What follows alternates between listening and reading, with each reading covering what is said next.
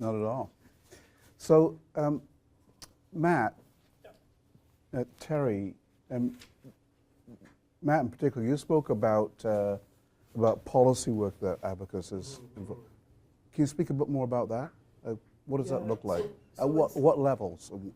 Yeah, so policy, it might be a bit of a stretch at this point to be talking about policy changes, but so there's a few different things. We've had conversations really based on Jen's experience with the educators in particular one of the schools around their suspension policy, and so some of the students that Jen has been working with have come in contravention of that policy and have been asked to be removed from the school at a time when we and Jen feel that what they really need is some alternative kind of punishment as opposed to being out of the school. Yeah, okay. So that support might have to get further developed and they even go into certain schools because depending on what they have. Then the second thing, this could be, I don't know if Hamilton, does the school board have looked at HR equity surveys to understand does their teacher population really reflect the student identities that they're working at? And that could be something, I don't know, is that a foundation could be recommending saying, hey, we know with Peel District, we know with York Region, there, we know with Peel District, I'll give an example, their HR equity survey that was released showcases that teacher populations don't actually reflect student identities, even though over 50% of Peel is visual minorities. So it's like, it's looking at the data and the trends and saying, we need to look at our teacher population to the Filipino students also feel that I can't be in school because I don't yeah. So Hamilton's not involved with that right now? Sorry? Hamilton's not involved with that right now. The Hamilton board. Yeah. Because we feel it. We go to the schools and we look around and we can see it. So I think that's a really interesting. And that comes back to your students and where they see their sense of mattering and belonging, their identity, and even in their community. Because school is where you spend most of your time of your day. Mentorship. That's a huge big deal. And mentorship and coaching. The list goes on. Yeah. I think I was wondering you're about next. parental involvement. How do you involve the parents? Because going back to we know our kids best. The board's choosing or the community group is choosing. How do the parents get involved? So first, this was an invitation to participate. This wasn't a you're in and you have to be in. Yes. And that was a conversation, a dialogue with parents. It was an open conversation. Parents and caregivers were invited. They met Jen, they met me, they met our manager to know who was involved. They heard from the principal and the teachers of the program and said this is an invitation. So that's the starting point, just to be clear. Okay. Now I think the question extends because it's really interesting. We know that kids do better when parents are engaged, and we're talking about communities where there's all kinds of other chaos happening in people's lives, and the level to which parents are engaged is variable, to say the least. So I think an interesting part of our intervention is what Jen has been doing to engage those parents, and I'll let her speak to that. So with regards to that, I will say that it's not easy, and this is my full-time job. So I have had a lot of time to be able to invest in my relationships with parents. That is one of my main priorities. Is I spend probably just as much time reaching out to parents and developing and building those relationships as I do with their students.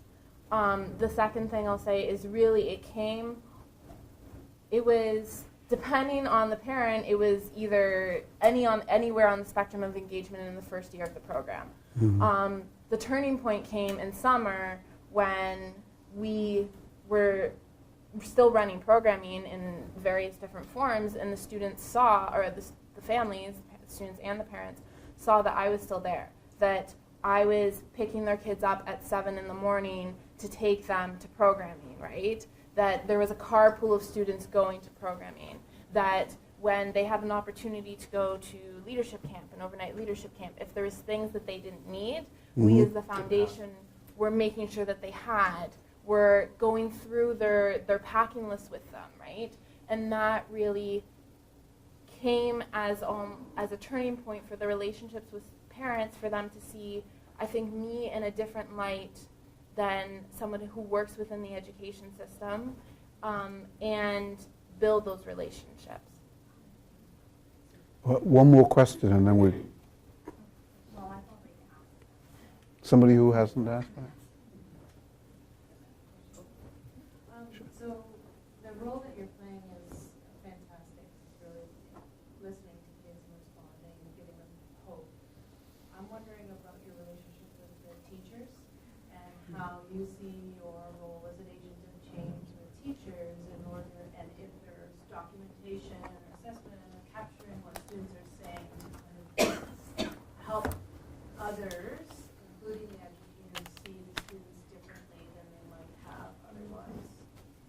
I think, yes, there is documentation and assessment of that, absolutely.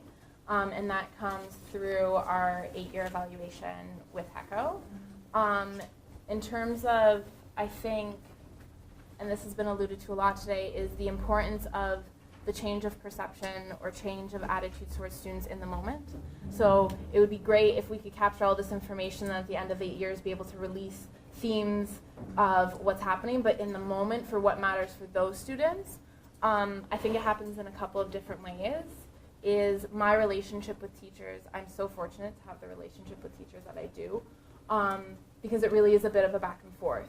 Teachers will come up to me and say, hey, so-and-so's having a really bad day, do you have any idea what's going on?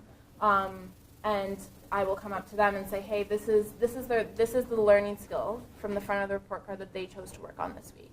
Can you just remind them and nudge them that this is the learning skill that they're working on from the report card this week? And the other way really is they will see change, depending on the student, they will see change in their student from the program. They will see how they interact differently in the program than they do in school, but because it's still in school, they still get to see it. And they will see behavioral changes or attitude changes in students, which then in turn changes some of that. But it seems like it's because you've empowered them. You know, you've empowered them by just checking in to ensure that they remind them that that's what they're working on this week, right? Not this imposed sort of learning plan, right? Yeah. Thank you so much. Wonderful initiative. Wonderful work. I'd like to thank Jennifer, Thank you. Matt, Thank you. and Terry, and myself.